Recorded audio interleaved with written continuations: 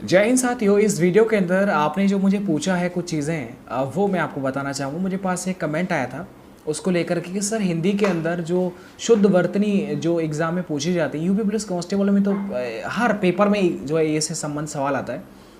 तो मैंने कहाँ से उसको सीखा था, सच बात बताऊँ तो पहले मैं भी इस तरह से अलग अलग तरीके से मैंने इसे पढ़ा था, लेकिन वास्तविक बात क्या होता है, देखो हिंदी के अंदर शुद्ध वर्तनी का जो टॉपिक होता है ना, वो एक बड़ा टॉपिक होता है। यानी कि आपका पूरी हिंदी पर ग्रामर, हिंदी जो व्याकरण है इस पर कमांड है, तभी आप हिंदी की शुद्ध वर्तनी को छांट सकते हैं। लेकिन जो बड़े एग्जाम होते हैं ना, उनके अंदर हिंदी की शुद्ध वर्तनी जो होती है वो थोड़ा डिफिकल्ट लेवल की आती है। लेकिन यूपी पुलिस कांस्टेबल में आप यदि भी छोटी मोटी जानकारी भी यदि आप रखोगे ना, तो भी आप इसकी वर्तनी को छांट सकते हो। मैं इस बात को बोलूँगा। इसमें क्या होता है, सिर्फ आप सेंटेंस को पढ़ेंगे तो भी आपको फीलिंग आने लग जाएगा कि गलत कहाँ पर है। 4 ऑप्शंस को जब आप पढ़ेंगे तो आपको ऑटोमेटिक जो है वो समझ में आ जाएगा। तो मैंने वही बोला कि इसके लिए बहुत कुछ जो है वो नहीं करना है। हाँ, यूपी पुलिस कांस्टेबल ज़्यादा डिफिकल्ट नहीं आता। आप देखिएगा पुराने पेपर को जब आप देखेंगे ना, तो आपको जो डाउट बन रहा है ये खत्म हो जाएगा। उसमें देखना कभी भी इतना डिफिकल्ट नहीं आया, आप आराम से पहचान सकते हैं। मुझे याद है जेल वार्डर में एक सेंटेंस आया था, 4 ऑप्शन थे, चारों एक जैसे थे, उनमें सिर्फ एक बिंदी का फर्क था।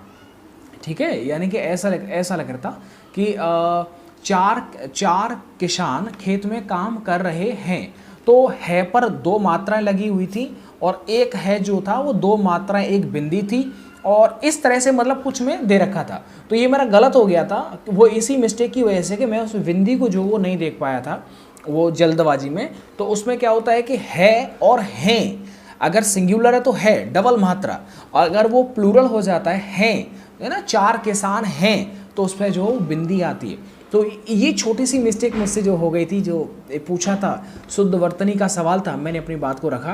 तो इन चीज़ों को लेकर के आपको समझना होगा कि कहाँ पर बिंदी लगेगी, कैसे कैसे मात्राओं का ज्ञान आपको होना चाहिए, और ऐसे में आप उसको एक बार पढ़ लेंगे तो आपको समझ में आने लग जाएगा। अब मैं बात करता हूँ, कुछ शब्द आते हैं 4 ऑप्शन में, उनमें से आपको सही शब्द लिखना होता है। जैसे उज्ज्वल आ गया है ना, जहाँ भी आप पढ़ेंगे ना उज्ज्वल आपको जरूर एग्जाम्पल मिलेगा। एक और बताऊँ जो आपको हर जगह मिलेगा, कवयित्री जो वो हर किताब में आपको ये सवाल मिलेगा, और हर प्रैक्टिस सेट में भी ये सवाल आपको देखने को मिलेगा। कवयित्री का जो वो शुद्धनी क्या होगा, ठीक है। संन्यास का क्या होता है, सरन्यास। तो इसको जब आप पढ़ेंगे तो आराम से कर सकते हैं, ठीक है। प्रैक्टिस सेट थोड़ा आप ज़्यादा लगाया करें। बाकी मैं कहना चाहूँगा और तो कुछ ज़्यादा प्रॉब्लम नहीं होगा। यदि कोई भी टॉपिक है तो मैं उसे बता सकता हूँ कि आपको इसे कहाँ से पढ़ना चाहिए, क्योंकि ऑलमोस्ट सभी चैप्टर्स जिसमें आपको परेशानी हो रही है वो मुझे भी दिक्कत हुआ था। आप पूछेंगे तो मैं वो बता दूंगा कि हाँ इसको आप यहाँ से कर लीजिएगा। चलो, थैंक यू।